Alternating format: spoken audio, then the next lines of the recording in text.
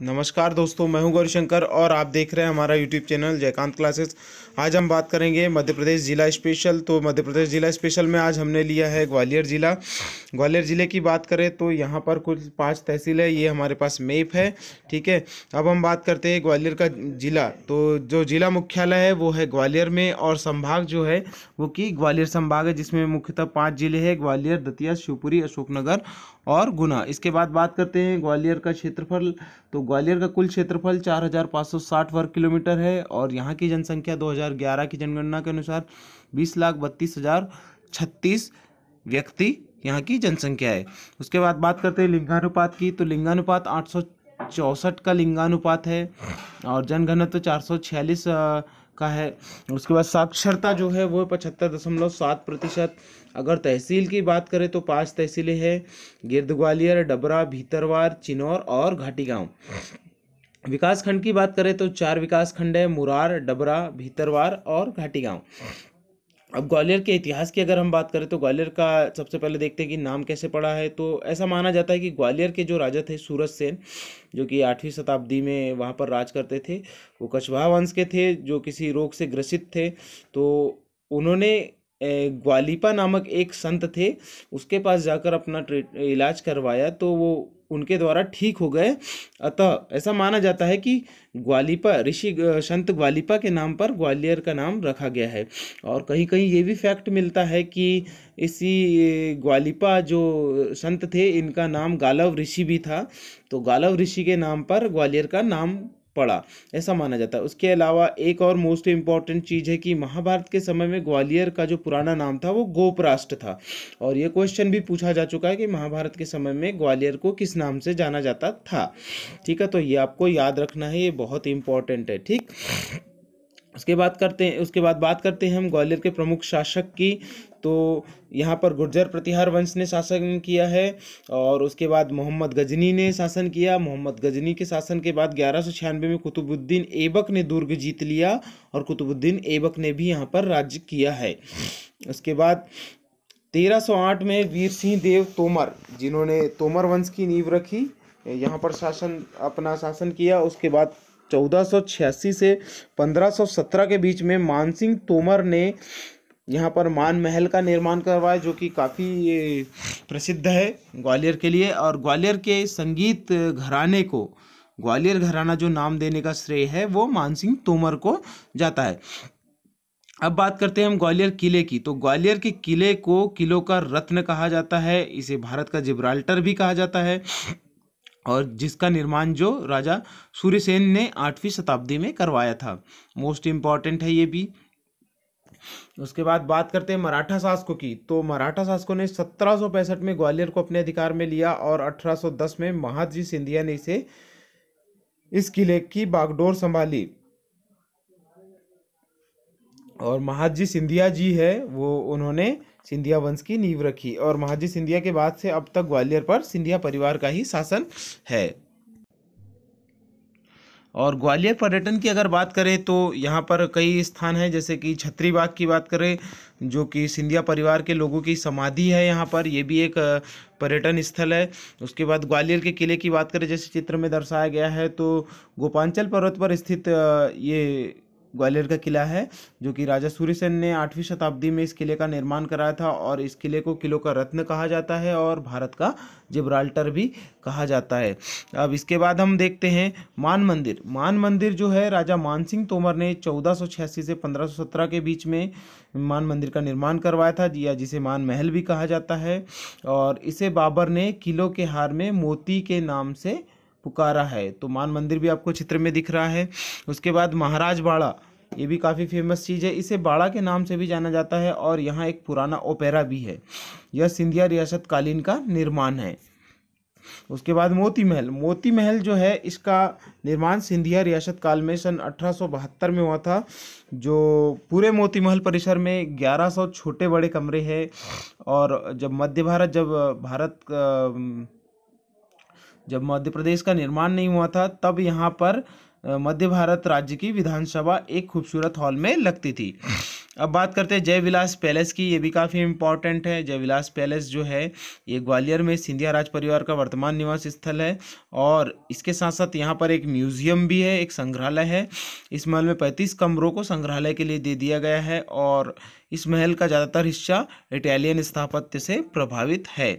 अब बात करते हैं रूप सिंह स्टेडियम की। काफ़ी इम्पॉर्टेंट है ये रूप सिंह स्टेडियम। सबसे पहले हम कैप्टन रूप सिंह की बात करें तो कैप्टन रूप सिंह जो है 8 सितंबर 1908 को जबलपुर में पैदा हुए थे, और इनकी मृत्यु 16 दिसंबर 1977 को ग्वालियर में हुई थी।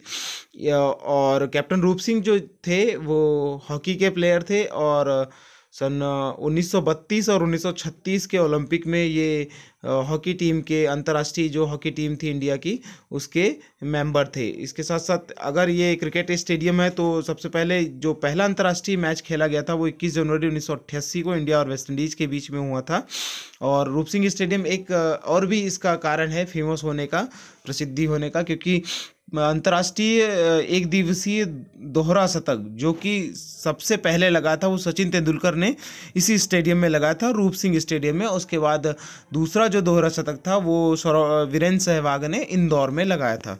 तो ये काफ़ी इंपॉर्टेंट है एग्ज़ाम पॉइंट ऑफ व्यू से। उसके बाद गौस मोहम्मद का मकबरा। गौस मोहम्मद, सबसे पहले बात करते हैं गौस मोहम्मद थे कौन। तो गौस मोहम्मद जो थे ये अकबर के आध्यात्मिक गुरु थे, साथ ही साथ ये बाबर और हुमायूं के भी आध्यात्मिक गुरु थे। तो गौस मोहम्मद का भी मकबरा ग्वालियर में स्थित है। उसके बाद तानसेन का मकबरा ग्वालियर में स्थित है, क्योंकि तानसेन, ऐसा माना जाता है कि तानसेन का जन्म भी ग्वालियर में हुआ था। और तानसेन कौन थे? अकबर के 9 रत्नों में से एक थे, हिंदुस्तानी शास्त्रीय संगीत के स्तंभ, महान संगीतकार। तानसेन की स्मृति में ग्वालियर जो शहर है इसमें एक मुगल स्थापत्य के आधार पर उनका एक स्मारक बनाया गया है, और इस स्मारक पे हर वर्ष नवंबर में अखिल भारतीय संगीत समारोह का आयोजन किया जाता है। अब बात करते हैं हम रानी लक्ष्मीबाई की समाधि। रानी लक्ष्मीबाई एवं उनकी सहायिका झलकारी बाई की समाधि भी ग्वालियर में ही स्थित है, क्योंकि जब ये झांसी से युद्ध करते सन 1857 में झांसी से युद्ध करते करते ग्वालियर तक आए थे, तब इनकी मृत्यु जो ग्वालियर में ही हुई थी, और तब इनकी समाधि भी यहीं पर दी गई थी। और उसके बाद बात करते हैं गुजरी महल की। गुजरी महल ये भी काफ़ी इम्पॉर्टेंट है। गुजरी महल का निर्माण जो है तोमर वंश के राजा मानसिंह तोमर ने 15वीं शताब्दी में करवाया था, और जो कि उनकी रानी थी जो कि गुर्जर वंश में पैदा हुई थी, जिनका नाम मृगनयनी था, काफ़ी खूबसूरत थी ऐसा माना जाता है। तो इनके याद में गुजरी महल का निर्माण कराया गया था। अब बात करते हैं दिगंबर जैन की मूर्ति। ये भी एक पर्यटक स्थल है। अगर जैनीज लोग जो है यहाँ पर जाते हैं, जो कि गोपांचल पर्वत पर स्थित है, देखिए पिक्चर में भी आपको क्लियर हो रहा है। उसके बाद बात करते हैं हम दाता बंदी छोड़ गुरुद्वारा। ये ग्वालियर किले के पास ही स्थित है, और इसे गुरु अर्जुन देव के लिए बनाया गया था। अब बात करते हैं सास बहू का मंदिर। इस मंदिर का नाम दरअसल सास बहू न था, इसका नाम था सहस्त्रबाहु मंदिर। क्या कुछ अपभ्रंश के कारण इसका नाम धीरे धीरे सास बहू पड़ गया, और इसे 11वीं शताब्दी में बनाया गया था, और इसमें भगवान विष्णु की मूर्ति है। अब बात करते हैं हम तेली का मंदिर। तेली का मंदिर यह ग्वालियर किले के अंदर है, और ये प्रतिहार वंश के राजा मिहिर भोज ने 8वीं से 9वीं शताब्दी के बीच में इसका निर्माण कराया था, और उसे एक तेल के व्यापारी के द्वारा बनवाया गया था, इसलिए इसका नाम तेली का मंदिर पड़ गया। अब बात करते हैं हम घाटी गांव अभ्यारण्य। मोस्ट इम्पॉर्टेंट, काफ़ी महत्वपूर्ण ये पॉइंट है, क्योंकि एग्ज़ाम में इससे क्वेश्चन आते हैं। घाटी गांव अभ्यारण्य मध्य प्रदेश का घाटी गांव अभ्यारण्य जो है ये ग्वालियर में है। 1981 में इसे निर्मित किया गया था, ये इसे प्रस्तावित किया गया था, जो कि 511 वर्ग किलोमीटर क्षेत्र में फैला हुआ है, और यह विलुप्त होने वाली प्रजाति सोन चिरैया को संरक्षित करने के लिए घाटी गांव अभ्यारण्य का निर्माण या इसको प्रस्तावित किया गया है। ठीक है, उसके बाद बात करते हैं हम और कुछ अन्य फैक्ट, जो कि प्रथम स्वतंत्रता संग्राम 1857 के बारे में है। कि प्रथम स्वतंत्रता संग्राम 1857 में ग्वालियर ने भाग नहीं लिया था, क्योंकि उस समय यहाँ पर सिंधिया घराना का राज था, और ऐसा कहा जाता है, ऐसे पुस्तकों में लिखा भी है कि सिंधिया घराने ने अंग्रेजों का साथ दिया था।